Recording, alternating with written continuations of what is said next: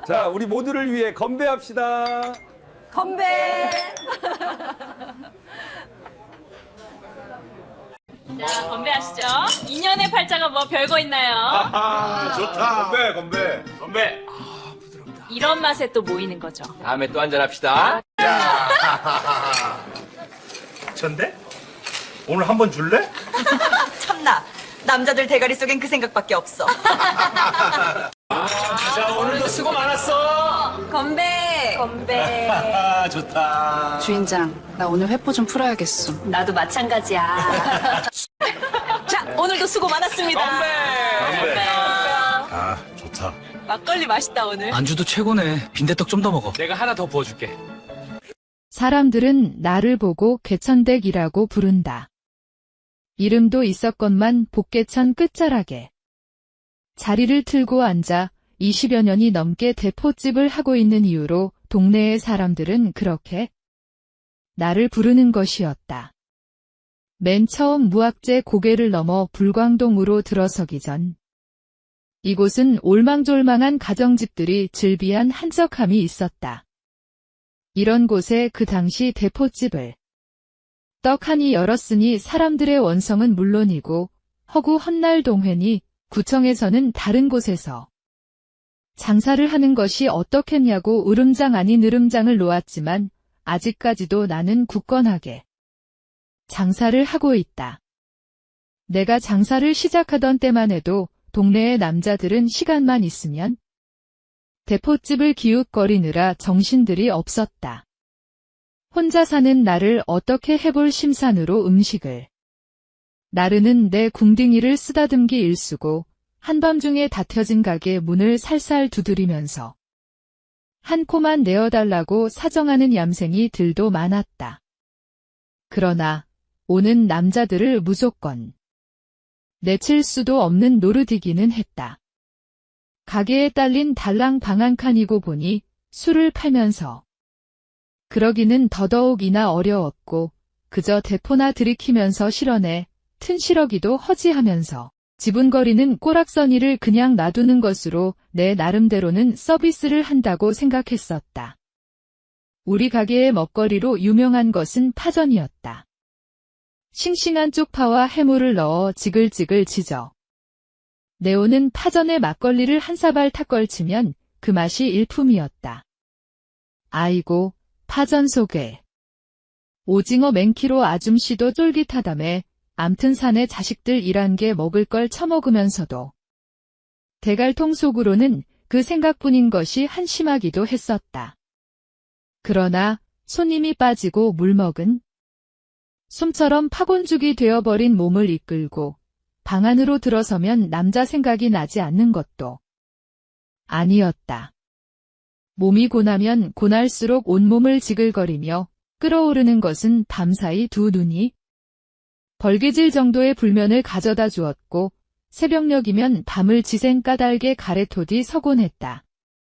결혼을 했었지만 그 놈의 뻔뻔한 오입쟁이 남편에게 잘못 걸려 쪽박까지 찬 신세였지만 그나마 옆 동네의 복덕방 할아버지의 도움으로 장사를 할 수 있는 기틀은 마련할 수가 있었다. 첫 결혼의 실패 후 오갈데 없는 나를 거두어 주신 그 할아버지는 나와 살림을 차린 후 얼마 안 되어 심장마비로 세상을 하직했다. 사람들은 젊은 년이 밤새 늙은이를 돌려대다가 복상사 했다고 얘기들 해댔지만 할아버지의 죽음은 전처 자식의 차륜사고 사망 소식 때문이었다.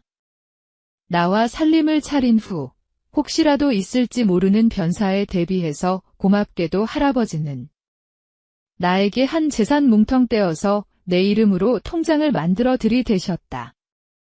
나는 한사코 아니라고 했지만 할아버지는 자기랑 살아주는 것만 해도 그게 어디냐면서 고개를 저으셨다.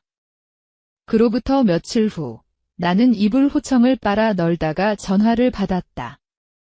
병원이었다. 할아버지는 말씀 한마디 못하고 돌아가셨는데 나는 전화를 끊고 정신 나간 년처럼 그 많던 빨래를 다 하고서야 자리에 주저앉아 한 움큼이나 되는 눈물을 줄창 쏟아냈다. 어째서 울음이 나오는지 이유를 알 수 없었지만 도저히 병원에까지 가서 할아버지의 시신을 확인할 엄두가 나질 않았었다. 그렇게 나는 두 번째 결혼을 불행하게 마무리 지었다. 그리고 손에 쥔 통장에 돈으로 접어 들어온 곳이 이 대포집이었다. 이제 결혼에 대한 기대도 남정네에 대한 욕구도 스스로 삭혀야 한다고 다짐했었고 그나마 이곳에서 붙어 살려면 문제 일으키지 말고 조신하게 사는 길밖에 없다고 여기던 시절이었다.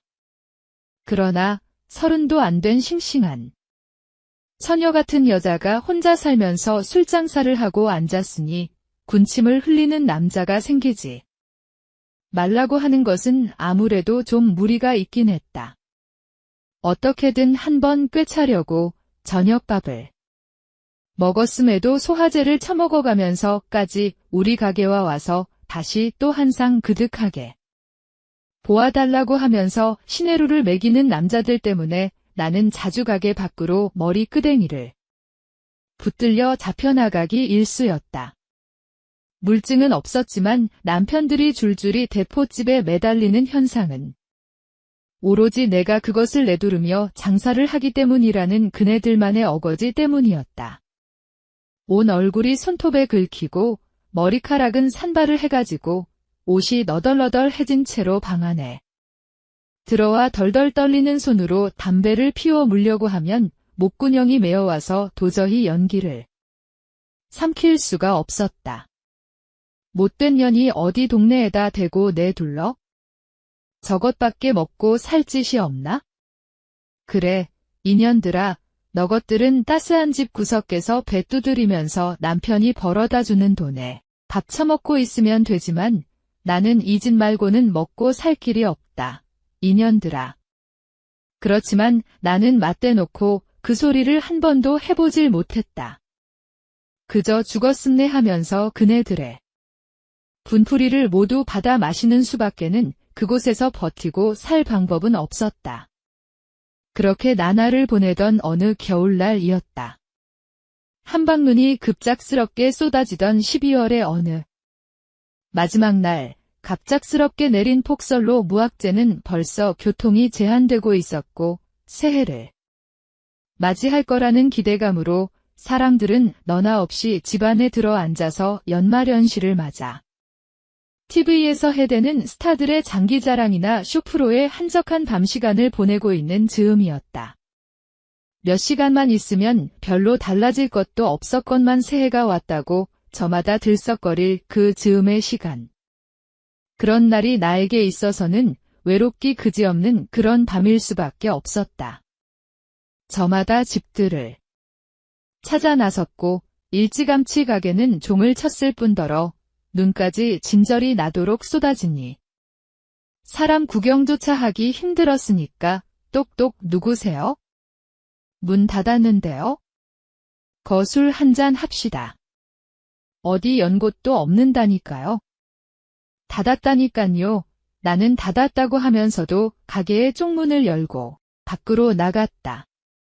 쌓여있는 눈을 보아하니 내일 아침에 연탄재를 뿌려도 아주 오지게 뿌려야 할 것만 같았다.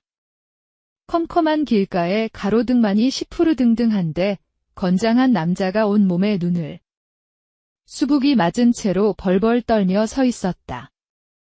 아주머니, 갈 길이 바쁜데 어디 술 한 잔 걸칠 곳도 없고 이렇게 사정 한번 합시다.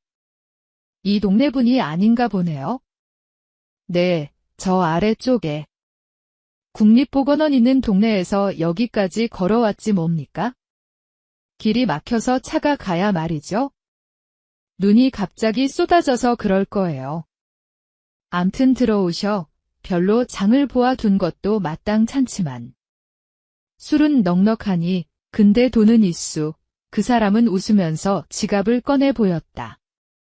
두둑한 지갑을 들어 보여서 나는 웬 떡인가 하는 생각에 서둘러 가게 안으로 그 사람을 들이고 쪽문을 닫아 걸었다. 쏟아지는 폭설에 그 사람이 걸어온 발자국이 빠르게 묻혀가고 있었다. 그리고 난 그 사람과 밤이 새도록 쌓여있던 회포를 끝없이 풀어가고 있었다. 난 2번이나 실신하고 있었다.